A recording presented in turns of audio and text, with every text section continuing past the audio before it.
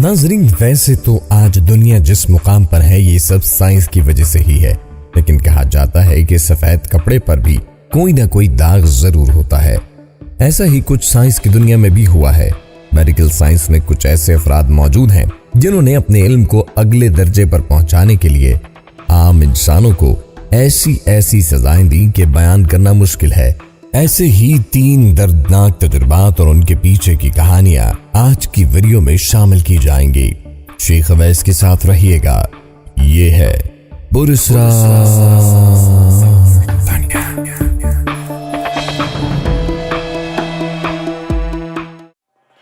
Experiments on slaves।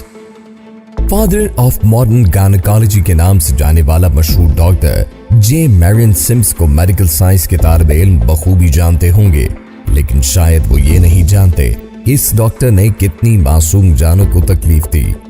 दरअसल ये doctor औरतों की मखसूस बीमारी का इलाज एक ऑपरेशन के जरिए किया करता था, लेकिन बगैर बेहोश किए। इस दर्दनाक ऑपरेशन के दौरान कई औरतें मौत के मुंह में चली गईं।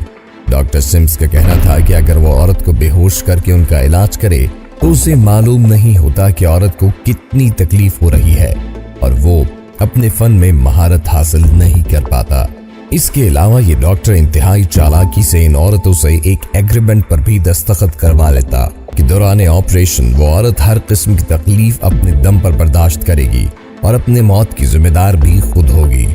यहाँ आपको बताते चलें कि वो ये तमाम तजुर्बात सिर्फ काली जिल्द वाली औरतों पर करता और गोरी चमड़ी वाली औरतों का इलाज बेहोशी के बाद करता। इसके अलावा रशियन आर्मी का भयानक तजुर्बा भी माजी में किया गया था, जिसकी वीडियो का मुकम्मल लिंक हमारी इस वीडियो के इख्तिताम पर दिया गया है, इसे भी जरूर देखिएगा। Nazi medical experiments. नाज़रीन, हिटलर को कौन नहीं जानता, लेकिन शायद कम लोगों को इल्म होगा कि उसने अपने साइंसदानों को एक तजुर्बा करने का हुक्म दिया जिसमें ये जानने की कोशिश की कि इंसान कितनी तकलीफ बर्दाश्त कर सकता है। इन तजुर्बात के लिए उन्होंने बच्चों और औरतों को भी चुना और ये तमाम वो लोग थे जो जंगी कैदी हुआ करते थे।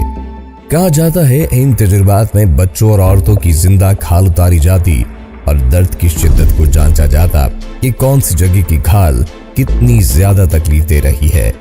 इसके अलावा आंखें निकालना और वो भी दूसरे कैदियों के सामने, ताकि उनके जज्बात को भी जांचा जा सके कि वो इस अमल से कितना परेशान हो रहे हैं। बच्चों के सामने ये तजुर्बात अलग से किए जाते। बच्चों के सामने उनकी माओं को टॉर्चर किया जाता और माओं के सामने बच्चों को। दरअसल हिटलर दुश्मनों के सामने ये सब कुछ करके उनके हौसले कम करना चाहता था ताकि वो जंग आसानी से जीत सकें। Stanford prison experiment.